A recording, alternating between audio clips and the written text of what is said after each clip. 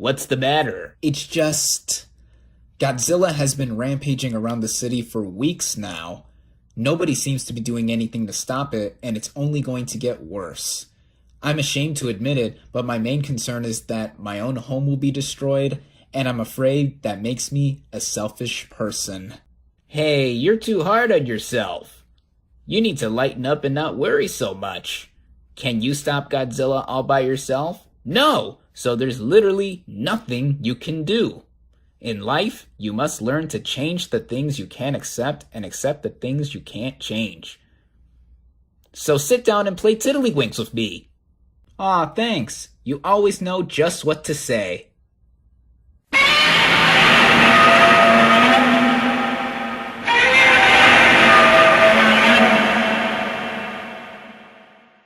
What is up, everybody? RandomRandomMan here. Big shout out to my friend Manny for allowing me to use his Bitmoji likeness for the intro of this video. You're awesome, bro. Anyway, I am here bringing you my review for Godzilla, King of the Monsters. Serving as the third installment to Legendary's Monsterverse after 2014's Godzilla and 2017's Kong Skull Island, the plot of this monster film basically follows a team of humans from the organization known as Monarch as they must rely on our titular character Godzilla to defeat King Ghidorah and other titans that have been awakened and are causing destruction around the world. Going into this movie, I had quite a bit of anticipation for it. Now, I would consider myself a casual Godzilla fan. I haven't seen every single Godzilla film ever made, but I am familiar with the original 1950s Godzilla film that is a bona fide classic. The 1998 Roland Emmerich Godzilla film was such a disgrace to the character. Godzilla Final Wars, I remember having quite a bit of fun with. Part of it was that it did shit on the 1998 Emmerich film. And then the 2014 Godzilla film, which started the Monsterverse by Legendary Pictures, I did remember liking quite a bit when I first saw and reviewed it 5 years ago. Yeah. That was actually one of my early reviews on this channel back in 2014 when I started consistently reviewing movies, and that was one of my early audio reviews, which I ended up stopping, of course, for the visual format. That's also one of my most popular videos I've uploaded here on this channel, but that's coming from a guy that has just shy of 300 subscribers that I've accumulated in the last 5 years, so I'll leave it at that. But yeah, I remember enjoying that film as well as 2017's Kong Skull Island, which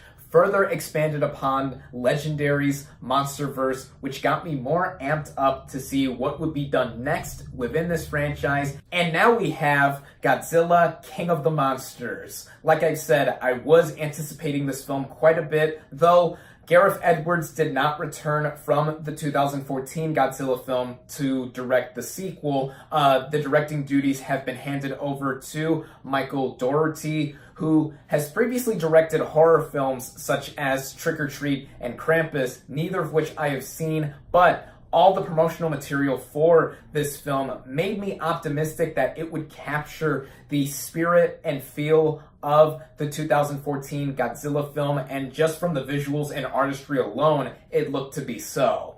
Starting out with the cast and their performances, we have a star-studded ensemble. That is what got me more excited to see this film. First off, there's Kyle Chandler as Dr. Mark Russell. He is the standout of the cast, in my opinion, at least with the human characters. He is the one I felt the most emotional connection for. He is thrust into this situation where the organization Monarch is trying to preserve friendliness with Godzilla, or as Ken Watanabe's character would say, them being his pet. But then there's also a subplot involving the ex-wife and daughter of Dr. Russell, played by Vera Farmiga and Millie Bobby Brown, respectively. Farmiga's character is pretty integral to the plot. She's another scientist, but I won't divulge more into her characteristics until I mention the writing of this film.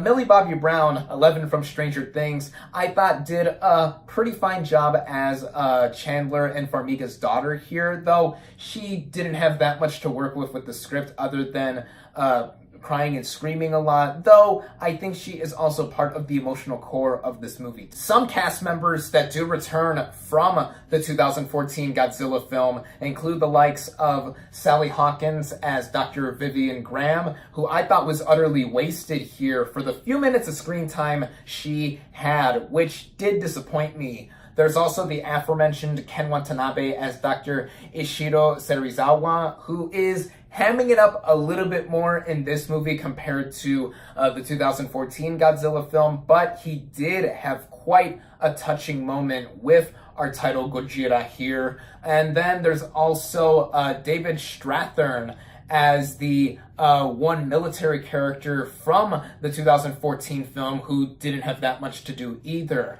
But then some new players here that did stand out to me quite a bit include the likes of Zhang Xiyi. I apologize if I butchered that name, but she plays a mythologist who contributes a lot to the history of all of these Titan characters. I thought she was good. There's also O'Shea Jackson Jr. as a chief warrant officer. Aisha Hinds is another member of the military. Thomas Middleditch is another doctor character who, I thought added to some of the humor, but it didn't entirely land for me with him in there. Then there's Bradley Whitford as this cryptosonographer who is throwing one-liners at every other time he is on screen here. I think he is always entertaining to watch.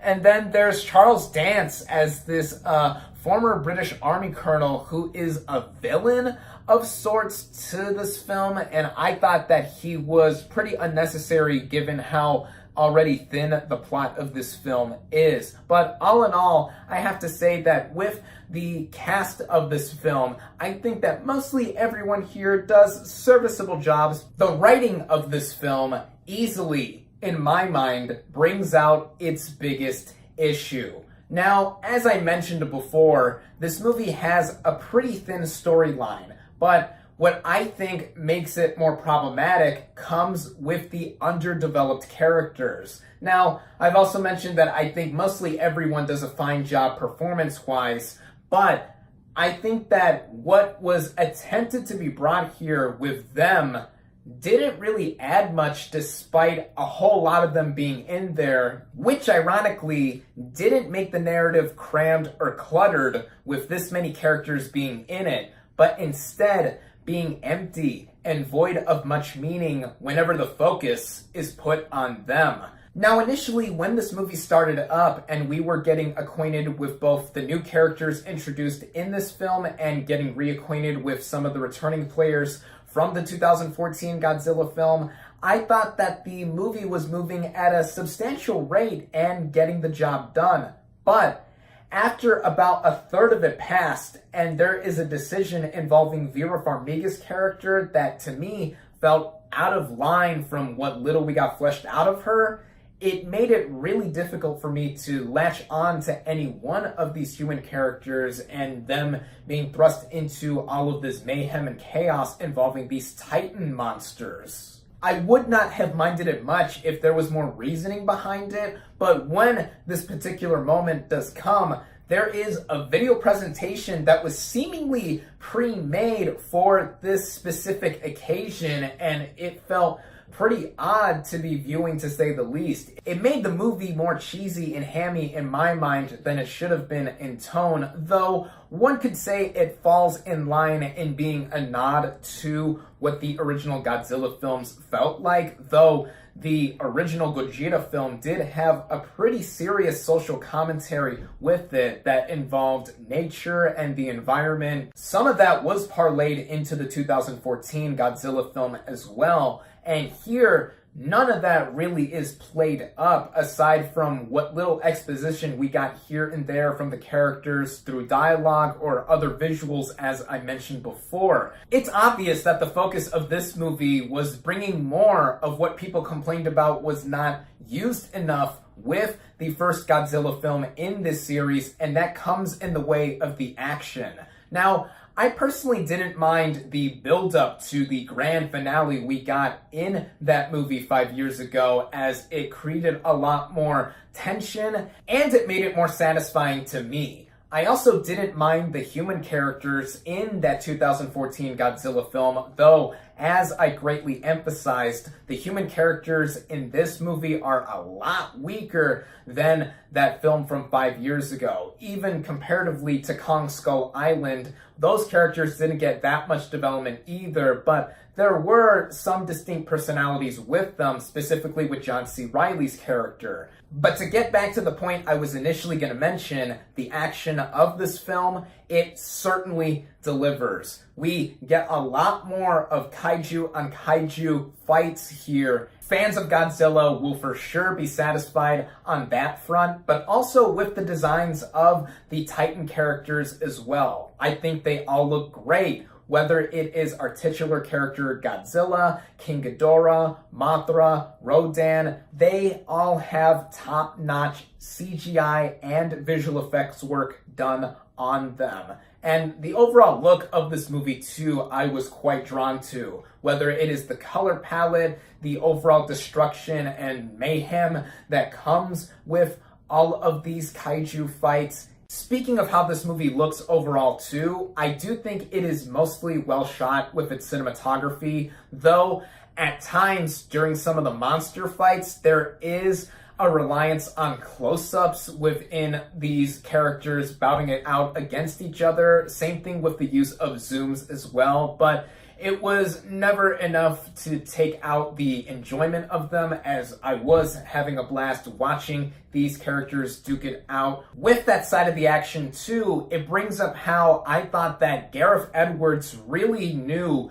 the sense of scale and scope with a character like Godzilla when he directed all of these set pieces with that 2014 film. And while I thought that Michael Dougherty did a pretty good job with the action and overall direction with this film, it was inferior to what I thought Edwards did a lot more inspiringly well. I've also got to give a shout out to the music, as the original score by Bear McCreary added on to some of the emotional beats that this film had, even if they were few and far between, but also in using some familiar reprises from the original Godzilla film, modernized though, and I thought it was fitting to tribute the iconic movie monster. I also thought that the movie was decently edited, which also goes into its pacing. The running time of this film is about 2 hours and 15 minutes, which I thought was mostly okay too, but I did feel it notably drag whenever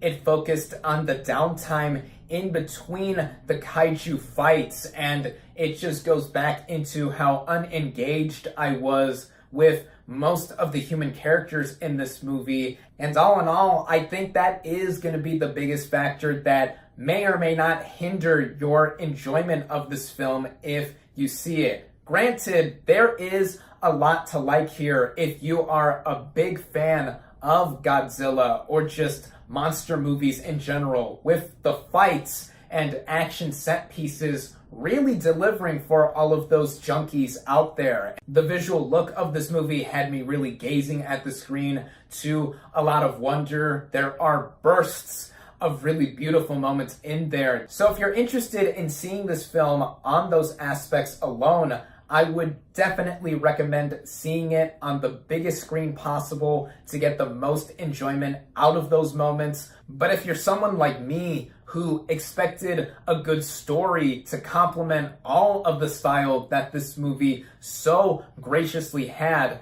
then I would watch at your own risk. This movie, I would say, looks to be important to what is going to happen later down the line with this franchise, what with us getting Kong vs. Godzilla in March of 2020. And by the way, pay attention to the end credits of this movie to give more context as to what's to come in the near future. There's also a post-credit scene at the very end of this film, so be sure to stay for that if you're gonna watch it. So to wrap all of this up, Godzilla, King of the Monsters is worth watching on some level for mindless entertainment and the bursts of artistry that it has with it, but it is marred down by some weak writing that does not make it have that much in the way of substance, despite all of the style that it does have. With all of what I have said and more, I cautiously recommend it. My final verdict for Godzilla, King of the Monsters, is 3 out of 5 stars.